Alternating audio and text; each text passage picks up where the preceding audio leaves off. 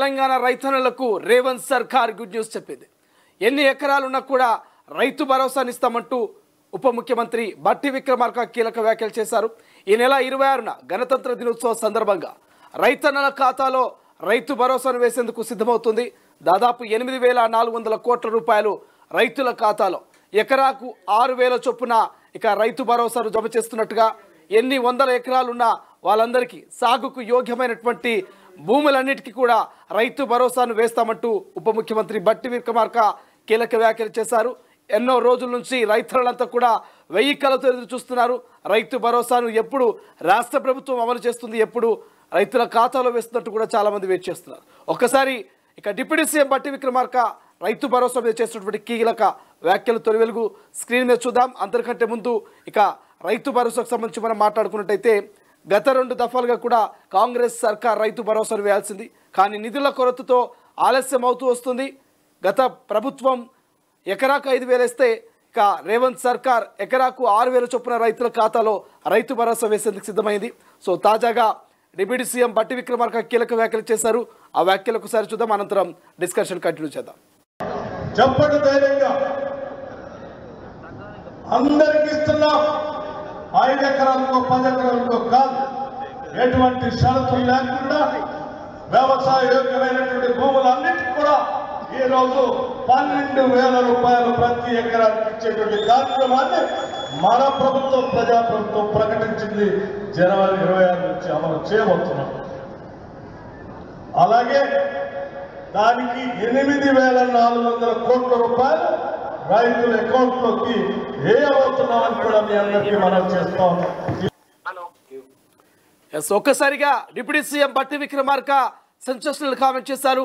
5 కాదు 10 కాదు, 100 ఎకరాల సాగుకు యోగ్యమైనటువంటి భూమికి రైతు భరోసాను ఇస్తున్నాం. ఈ నెల 26న ఖచ్చితంగా రైతుల ఖాతాలో 8,400 కోట్ల రూపాయలు వారి ఖాతాలో జమ కాబోతున్నట్టు, ఇది ప్రజాప్రభుత్వం ప్రజాపాలనంటూ డిప్యూటీ సీఎం బట్టి విక్రమార్క కీలక వ్యాఖ్యలు చేశారు. ప్రస్తుతం ఈ అంశం చర్చనీయాంశంగా మారింది. సో గతంలో బీఆర్ఎస్ సర్కార్ చెట్లకి, పుట్టలకి, గుట్టలకి, రాళ్ళకి, రప్పలకి, హైవేలకు ఇచ్చింది. కానీ మా ప్రభుత్వం కేవలం సాగుకు యోగ్యమైన సాగు చేసే ప్రతి ఎకరానికి రైతు భరోసా అందిస్తామంటూ ముఖ్యమంత్రి రేవంత్ ఇక డిప్యూటీ సీఎం బట్టి విక్రమార్క చేసిన వ్యాఖ్యలు ప్రస్తుతం చర్చనీయాంశంగా మారాయి. ఇదే అంశం మీద మా ప్రతినిధి విజయ్ జాయిన్ అవుతున్నారు. విజయ్తో మరింత సమాచారం తెలుసుకుందాం. విజయ్, బట్టి మాట్లాడినటువంటి ఆ మాటల వెనుక అంతరాత్రం ఏంటి? 5 కాదు 10 కాదు, 100 ఎకరాల సాగు భూమికి రైతు భరోసా ఈ నెల 26న అమలు కాబోతున్నట్టున్నారు. సో అసలైనటువంటి అంశం ఏంటి? శ్రీశైలం తెలంగాణ రైతులు ఎప్పుడెప్పుడు అని ఎదురు చూస్తున్నటువంటి రైతు భరోసా స్కీమ్ ఏదైతే ఉందో దానికి రేవంత్ సర్కార్ గుడ్ న్యూస్ అయితే చెప్పారని చెప్పుకోవచ్చు. గణతంత్ర దినోత్సవం నుంచి అమలు చేయనున్నటువంటి రైతు భరోసా పథకం మార్గదర్శకాల పైన ఇప్పటికే ప్రభుత్వం కసరత్తు కూడా ముమ్మరం చేసింది. సో ప్రస్తుత యాసంగి సీజన్ కు పెట్టుబడి సాయం కింద ఎకరాకు 6,000 రూపాయల చొప్పున కూడా సాగు యోగ్యమైనటువంటి భూములకు రైతు భరోసా ఇవ్వాలని చెప్పి కూడా ప్రాథమికంగా నిర్ణయం అయితే తీసుకున్నట్టుగా తెలుస్తోంది. అందుకు అనుగుణంగా ఆర్థిక లెక్కలు వేసుకుంటోంది ప్రభుత్వం. సో మరోవైపు ఎన్ని ఎకరాలు కూడా ఉన్నా కూడా రైతు భరోసా ఇస్తామని చెప్పి ఇప్పటికే డిప్యూటీ సీఎం కూడా బట్టి విక్రమార్క కూడా సంచలన స్టేట్మెంట్ అయితే చేశారు.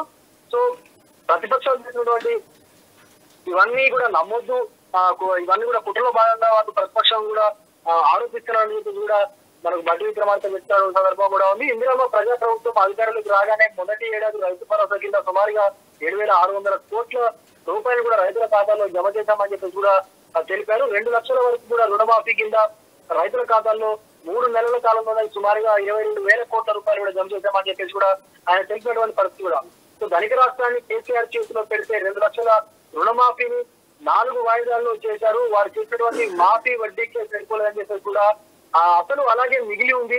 సో వారు 10 సంవత్సరాల్లో చేయలేని పనిని ఇందిరమ్మ ప్రభుత్వం కేవలం 3 నెలల్లోనే పూర్తి చేసిందని చెప్పేసి కూడా అన్నారు. అయితే 2 లక్షల వరకు రైతు రుణమాఫీ జమ కాని వారికి వారి సమాచారం ఇచ్చే పూర్తి స్థాయి మాఫీ కూడా చేస్తామని చెప్పేసి కూడా ఇప్పటికే కాంగ్రెస్ కార్యకర్తలు గ్రామాల్లో ధైర్యంగా ప్రచారం చేయాలని చెప్పేసి కూడా ఇప్పటికే బట్టి విక్రమార్క పిలుపునిచ్చినటువంటి సందర్భం కూడా. సో రైతు రుణమాఫీ ఎక్కడ జరిగిందంటూ కేటీఆర్, హరీష్ రావు అబద్ధాలు మాట్లాడుతున్నారని చెప్పేసి కూడా కొంత వాళ్ళపై మండిపడేటువంటి సందర్భం కూడా ఉంది. ఈ రైతు భరోసా 5 ఎకరాలకు ఇవ్వాలని చెప్పేసి 10 ఎకరాలకు ఇవ్వాలని అభిప్రాయం వెలిగించారు. సో ఈ విషయాన్ని శాసనసభలో చర్చ పెట్టి సాగుకు యోగ్యమైనటువంటి భూములన్నింటికి రైతు భరోసా ఇవ్వాలని చెప్పేసి కూడా ఇప్పటికే కేబినెట్ నిర్ణయించిందని కూడా తెలిపారు. సో రైతు భరోసా 10,000 నుంచి ఇందిరమ్మ ప్రభుత్వం 12,000కి పెంచిందని చెప్పేసి కూడా అన్నారు. బాబాసాహెబ్ అంబేద్కర్ రచించినటువంటి రాజ్యాంగం అమలులోకి వచ్చిన జనవరి 26 నుంచి రైతుల ఖాతాల్లో రైతు భరోసా డబ్బులు సుమారుగా 8,400 కోట్ల రూపాయల నగదును కూడా ఆ రైతుల ఖాతాలో జమ చేస్తామని చెప్పేసి కూడా ఆయన పేర్కొన్నటువంటి సందర్భం ఉంది. శ్రీశైలం ఎవరు ఆలోచన చేయని విధంగా కూడా భూమి లేని వ్యవసాయ కూలీలకు కూడా ఇందిరమ్మ ఆత్మీయ భరోసా పథకం కింద సుమారుగా 12,000 రూపాయల నగదును కూడా వారి ఖాతాలో జమ చేయబోతున్నామని చెప్పేసి కూడా తెలిపారు. సో కాంగ్రెస్ వస్తే కరెంటు ఉండదనేటువంటి కేసీఆర్ 10 సంవత్సరాల కాలంలో కరెంటు ఉత్పత్తి పరిశ్రమను ఒక్కదాన్ని కూడా పూర్తి చేయలేదు అని చెప్పేసి కూడా అన్నారు. మేము అధికారంలోకి రాగానే రెప్పపాటు కూడా కరెంటు పోకుండా నాణ్యమైనటువంటి విద్యుత్తును సరఫరా చేస్తామని చెప్పేసి కూడా గుర్తు చేశారు. సో మరోవైపు కరెంటు కుంటలు అంటూ సోషల్ మీడియాలో టీఆర్ఎస్ నేతలు విస్తృతంగా ప్రచారం చేసినప్పటికీ మేము రాష్ట్ర ప్రజలపై నమ్మకంతో ఉన్నామని చెప్పి కూడా ఆయన తెలిపారు. సో రైతులకు ఉచిత విద్యుత్ కింద రాష్ట్ర ప్రభుత్వం ప్రతి సంవత్సరం 12,000 కోట్ల రూపాయలను కూడా విద్యుత్ సంస్థలకైతే చెల్లిస్తా ఉంది. సో పంట నష్టపరిహారం రైతు బీమా కింద రైతుల పక్షాన ఇన్సూరెన్స్ ప్రీమియం కూడా ప్రభుత్వమే చెల్లిస్తుంది చెప్పి కూడా బట్టి విక్రమార్క తెలిపినటువంటి సందర్భం ఉంది. రైతులు బోర్లు వ్యక్తుల కింద సాగు చేసేటువంటి అంటే కౌలుకు తీసుకున్నటువంటి సాగు చేసుకునేందుకు కూడా ఇబ్బంది లేకుండా భద్రాద్రి, యాదాద్రి థర్మల్ పవర్ ప్లాంట్లలో విద్యుత్ ఉత్పత్తి ప్రారంభిస్తామని చెప్పేసి కూడా తెలిపారు. కేవలం విద్యుత్ థర్మల్ ప్లాంట్స్ కాకుండా 2,000 సుమారు 20,000 మెగావాట్ల గ్రీన్ పవర్ ఉత్పత్తికి కూడా ప్రణాళిక సిద్ధం చేశామని చెప్పేసి కూడా తెలిపారు. విజయ్ రైతాంగం అంతా కూడా నిజంగానే 26న శుభవార్త చెప్తున్న రేవంత్ సర్కార్ కు సంబంధించి నిజంగా అభినందనలు తెలియజేస్తుందా? సంతోషంగా ఉందనుకోవచ్చా తెలంగాణ రైతాంగం అంతా కూడా? శ్రీశైలం అంటే కొంతవరకు రైతులు కొంతవరకు అయితే సంతోషం తెలియజేస్తారో కొంత ఎడమోహం అన్నట్లుగా కూడా ఉన్నాయి. ఎందుకంటే కాంగ్రెస్ పార్టీ ఎన్నికల ప్రచారంలో భాగంగా ఏదైతే 5,000 ఎకరానికి 5,000 ఇస్తా ఉన్నారో అంటే సంవత్సరానికి 15,000 ఇస్తా ఉన్నారో దాన్ని 10,000 ఇస్తా ఉన్నారో దాన్ని 15,000కు పెంచుతామని చెప్పేసి కూడా కాంగ్రెస్ ప్రభుత్వం అయితే ఎన్నికల సందర్భంలో హామీ ఇచ్చినటువంటి సందర్భం కూడా ఉంది. కాబట్టి ఈ నేపథ్యంలో దాన్ని 15,000 చేయకుండా కేవలం 12,000 అంటే 1,000 మాత్రమే ఎక్స్ట్రాగా పెంచి మరి మిగతా అంటే సంవత్సర కాలంలో కూడా రైతు బంధు ఇవ్వకుండా ఇప్పుడు ఇస్తున్న 12,000కు కొంత ఆశాజనకంగానే రైతులు ఉన్నట్టుగా కనిపిస్తా ఉంది. బట్ కొంతవరకు రైతాంగం కొంతవరకు చిన్న సన్నకారు రైతుల్లో మాత్రం కొంత వ్యతిరేకత భావంతో కనిపిస్తున్నటువంటి సందర్భం కూడా ఉంది. ఎందుకంటే 15,000 అని చెప్పి 12,000 వరకు కుదించడాన్ని కొంత రైతులు అయితే తీసుకోలేకపోతున్నటువంటి అంశం కూడా కనిపిస్తాం. Thank you Vijay, thank you for update. ఇది ఓవరాల్ గా రైతు భరోసాకు సంబంధించి తెలంగాణ రైతులందరూ కూడా ఇగర్లీ వెయిట్ చేస్తున్నారు. ఒక్కసారి రైతు భరోసా సంబంధించి మనం కనుక మాట్లాడుకున్నట్టయితే 26th జనవరి అనేది చాలా మంది ఎదురు చూస్తూ ఉన్నారు. సో మనందరికీ తెలుసు మనము చాలా వరకు మనకి ఇష్టమైన వాళ్ళ బర్త్డేలు లేకపోతే ఇతర స్పెషల్ డేస్ని గుర్తుపెట్టుకుంటాం. కానీ రైతులంతా కూడా 26th జనవరి కోసం చాలా వరకు వెయిట్ చేస్తున్నాడు. 26th జనవరిన అనేకమైనటువంటి పథకాల అమలుకు శ్రీకారం చుట్టబోతుంది కాంగ్రెస్ ప్రభుత్వం. ప్రధానంగా రైతు భరోసాకు సంబంధించి ఇక ఎకరాకు 6,000 చొప్పున రైతుల ఖాతాలో దాదాపుగా 8,400 కోట్ల రూపాయలు తెలంగాణ రైతన్నల ఖాతాలో వేయబోతుంది. సో రైతు భరోసాకు సంబంధించి చాలామంది రైతన్నలంతా కూడా వెయిట్ చేస్తూ ఉన్నారు. తెలంగాణలో రైతు భరోసాకు సంబంధించి మనం మాట్లాడుకుందాం.